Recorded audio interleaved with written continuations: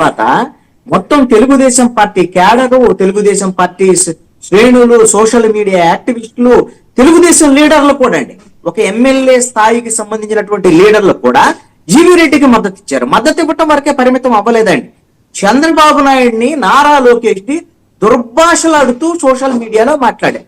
అసలు ఏంటి ఇది పరిస్థితి? ఎవరు వీళ్ళు అంటే తెలుగుదేశానికి వ్యతిరేకంగా ఉండేవాళ్ళు కాదు, తెలుగుదేశానికి సంబంధించినటువంటి బాగా యాక్టివ్ గా పనిచేసినటువంటి వాళ్ళు.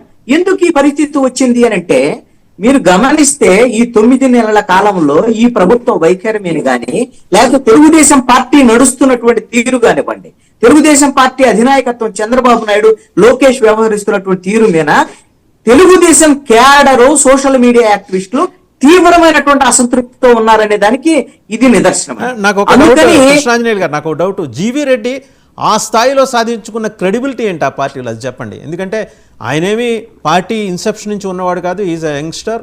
అండ్ మధ్యలో కాంగ్రెస్ పార్టీకి వెళ్ళాడు, కాంగ్రెస్ పార్టీ నుంచి ఇటు వచ్చాడు. కాంగ్రెస్ పార్టీలో ఉండగా జగన్మోహన్ రెడ్డిని దునుమాడాడు కాబట్టి వీళ్ళు తీసుకెళ్లి భుజం మీద నెత్తిన పెట్టుకొని ఆయనకి మంచి ప్రాధాన్యం ఇచ్చారు. మధ్యలో మారదేశి కేసు విషయంలో ఉండవల్లి అరుణ్ కుమార్తో పోరాడాడు. రకరకాల పోరాటాలు ఆయన చేసింది, ఒకటి కాదు. మార్షల్ ఆర్ట్స్ కూడా ఆ స్థాయిలో ఆయన పోరాటం చేశాడు జగన్మోహన్ రెడ్డి మీద. అలాంటి వాడిని ప్రొటెక్ట్ చేసుకోకుండా విసర్జించడం అనేది దేనికి సంకేతం? ఇక్కడ వైఎస్ఆర్ కాంగ్రెస్ పార్టీ లేకపోతే లేదా వాళ్ళ మీద పోరాడా, లేకపోతే కాంగ్రెస్ పార్టీ నుంచి వచ్చాడు, ఇవన్నీ అంశాలు అయితే జీవీ రెడ్డి విషయంలో ఆయన వచ్చి 3 సంవత్సరాలు అయిందండి. తెలుగుదేశం పార్టీలో చేరిన తర్వాత ఆయన మ్యాక్సిమము మీడియా వేదికగా చేసినటువంటి పోరాటాలు తప్ప ప్రజల్లో ఉండేటువంటి పోరాటాలు కానీ, తెలుగుదేశం పార్టీలో అంతర్గతంగా ఆయన చేసినటువంటి విషయాలు తక్కువే. కానీ ఎందుకు తెలుగుదేశం పార్టీ క్యాడర్ అంతా ఆయన ఓన్ చేసుకున్నది అనేటువంటి అంశాన్ని ఇక్కడ ఒక్కసారి గమనిస్తే, జీవీ రెడ్డి ఏదో అద్భుతాలు క్రియేట్ చేశాడనో, లేదా ఆయన తెలుగుదేశం పార్టీ గెలుపు కోసం ఆయన కృషి చేశాడనే పాయింట్ కాదండి. ఇక్కడ తెలుగుదేశం అధినాయకత్వం విషయంలో అసంతృప్తిగా ఉన్నటువంటి క్యాడర్, ఈ క్యాడర్ అంతా కూడా తెలుగుదేశం లీడర్లందరూ కూడా తమని తాము జీవీ రెడ్డిలో చూసుకున్నారండి. జీవీ రెడ్డి ప్రభుత్వం తిరుగుబాటు చేశారు, అదేవిధంగా జీవీ రెడ్డి రాజీనామాని అధినాయకత్వం ఆమోదించింది. ఇది తప్పు అని అధినాయకత్వాన్ని తప్పు పట్టేటువంటి క్రమంలో క్యాడర్కు ప్రాధాన్యత ఇవ్వటం లేదు, అదేవిధంగా ప్రభుత్వం సరిగ్గా నడవటం లేదు, పార్టీ సరిగ్గా నడవటం లేదు అనేటువంటి ఒక అసంతృప్తి మొత్తం కూడా జీవీ రెడ్డి రాజీనామా తర్వాత ఇది ఒక సాకుగా తెలుగుదేశం క్యాడర్ మొత్తం రాజీనామా చేశాడా, ఒత్తిడి చేస్తే రాజీనామా చేశాడా? ఇక్కడ ఒక అంశం అండి, నేనేమంటానంటే నా అభిప్రాయం అయితే, అసలు ఆయన రాజీనామా చేసిన తర్వాత చంద్రబాబు నాయుడు ఈ అంశాన్ని అంత సీరియస్ గా తీసుకొని వెంటనే రాజీనామాని కొన్ని నిమిషాల వ్యవధిలో రాజీనామాని ఆమోదించాడు.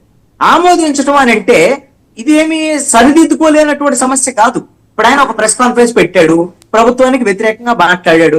ఆయనకు ఒకసారి మాట్లాడేసి సర్ది చెప్పి ఆల్రెడీ ఫైబర్ నెట్ కి సంబంధించినటువంటి ఎండి దినేష్ కుమార్ ని ఈయన రాజీనామా ఆమోదించిన తర్వాత ఆయన కూడా బదిలీ చేశారు, ఆయన మీద కూడా చర్యలు తీసుకున్నాడు ముఖ్యమంత్రికి ఈ విషయం తెలుసు, దినేష్ కుమార్ మీద చర్యలు తీసుకునేటువంటి విషయం. అలాంటప్పుడు ఆయన మీద ఎలాగో చర్యలు తీసుకుంటున్నావు, నువ్వు రాజీనామా చెయ్యొద్దు, రాజీనామా నేను అక్కర్లేదు అని చెప్పి సర్ది చెప్పొచ్చు.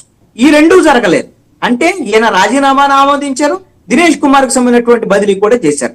అంటే జీవీ రెడ్డి వెళ్లిపోవటాన్ని ముఖ్యమంత్రి చంద్రబాబు నాయుడు ఒక రకంగా ఆమోదించారు, ఆయన అంగీకరించారు అని. అది ఇంకొక రకంగా ఏంటి అని అంటే, అసలు అంతకు ముందు పిలిచినప్పుడు మాట్లాడినప్పుడు జీవీ రెడ్డి మీద తీవ్రమైనటువంటి ఆగ్రహం వ్యక్తం చేశారు అనేటువంటిది ముఖ్యమంత్రి చంద్రబాబు నాయుడు. ఆయన ఆగ్రహం వ్యక్తం చేసినంత మాత్రాన్ని ఈయన హర్ట్ అయ్యి రాజీనామా చేశారు అనేటువంటి పాయింట్ కదా. రాజీనామా కూడా చెయ్యమని వాళ్ళు ఆదేశించి ఉంటారు అనేటువంటిది కూడా ఒక చర్చ జరుగుతుందండి. ఎందుకు అని అంటే ఇక్కడ ఒక కీలకమైనటువంటి అంశం, అసలు ఫైబర్ నెట్ కు సంబంధించినటువంటి ఈ వివాదము ఇవన్నీ అసలు ఫైబర్ నెట్ కేంద్రంగా ఆల్రెడీ వైఎస్ఆర్ కాంగ్రెస్ పార్టీ ప్రభుత్వం ఉన్నప్పుడు ఆల్రెడీ కేసులు నమోదయ్యి ఉన్నాయి. ఆ రోజున టెరా సాఫ్ట్వేర్ పేరుతో కొన్ని కంపెనీకి ఈ విధమైనటువంటి అక్రమంగా వాళ్ళకి ఈ ఫైబర్ నెట్ కు సంబంధించినటువంటి కాంట్రాక్టులు కట్టబెట్టారు అనేటువంటి దాని మీద వైసీపీ ప్రభుత్వంలో కేసులు నమోదు చేయటము, దానికి సంబంధించినటువంటి దర్యాప్తు జరగటం, ఇవన్నీ కూడా చూసాం. ఆ అంశాలన్నీ కూడా ఇప్పుడు మళ్ళీ తెలుగుదేశము, జనసేన, బీజేపీ కూటమి ప్రభుత్వం వచ్చిన తర్వాత ఫైబర్ నెట్ మీద మళ్ళీ విజిలెన్స్ ఎన్ఫోర్స్మెంట్ ఎంక్వైరీ వేశారు. ఇప్పుడు ఎంక్వైరీ జరగాలి అని అంటే 2019 నుంచి 24 వరకు జరుగుతుంది. ఇప్పుడు వీళ్ళు ప్రభుత్వం చెప్పే దాని ప్రకారంగా 2014 నుంచి 19 వరకు ఉన్నటువంటి కేసు పరిస్థితి ఏంటి? బహుశా అవి కూడా ఒకవేళ అప్పుడుగిన అక్రమాలు జరగలేదు అని అంటే అవి కూడా వాస్తవాలు మీకు తెలిస్తే మంచిదే అనేటువంటి విషయాన్ని ఏమన్నా జీవీ రెడ్డి ముఖ్యమంత్రి దగ్గర ప్రస్తావన చేసి ఉండొచ్చు అనేటువంటి ఒక చర్చ కూడా జరుగుతున్నాయి. ఒక రకంగా చెప్పాలి అని అంటే అది తెలుగుదేశం పార్టీకి చుట్టుకునేటువంటి అంశం. ఆ రోజు ఉన్నటువంటి వాళ్ళు తెలుగుదేశం పార్టీకి అనుకున్న ఉండేటువంటి వాళ్ళు చంద్రబాబు నాయుడు కూడా చాలా దగ్గరగా ఉండేటువంటి వాళ్ళు మా అందరికి తెలిసినటువంటి విషయం. అలాంటి సందర్భంలో జీవీ రెడ్డి కొంత ఎక్స్ట్రీమ్ గా వెళ్తున్నాడు కాబట్టి ఇతన్ని ఇంతటితో కట్ చేయాలి అనేటువంటి విధంగా ఆయన రాజీనామాని తెలుగుదేశం పార్టీ అధినాయకత్వం అంటే ముఖ్యమంత్రి చంద్రబాబు నాయుడు ఇండైరెక్ట్ గా ఆయన సీరియస్ అవ్వటం వెనక రాజీనామాని కూడా వాళ్ళు ముందే ఒత్తిడి చేసి చేయించారు అనేటువంటి చర్చ కూడా జరుగుతుంది. ఇది ఒక వాదన. రెండవ వాదన కూడా ఉందండి. జీవీ రెడ్డే ఒక పక్కా ప్రణాళికతో ముందుకు వెళ్ళాడు రాజకీయంగా, అందుకని ఆ సమాచారం మొత్తం కూడా ముఖ్యమంత్రి చంద్రబాబు నాయుడుకి వచ్చి ఉంది అనేటువంటిది, అందుకనే ఈ విధమైనటువంటి రాజీనామాని చంద్రబాబు నాయుడు ఆమోదించారు అని. ఇప్పుడు జీవీ రెడ్డి ప్రెస్ కాన్ఫరెన్స్ పెడితేనో లేదా ఇంకోటి చేస్తేనో, ఇప్పుడు మొన్న జేసీ ప్రభాకర్ రెడ్డి అదే విధంగా ఆదినారాయణ రెడ్డి పూర్తి కోసం ఎన్ని తిట్టుకున్నారు, ఎంత గందరగోళం పడ్డారు, మీడియా ముందు వచ్చి గందరగోళం చేసి తెలుగుదేశం ప్రభుత్వం కూటమి ప్రభుత్వాన్ని మొత్తం అబాస్పాలు చేసేటువంటి ప్రయత్నం చేశారు.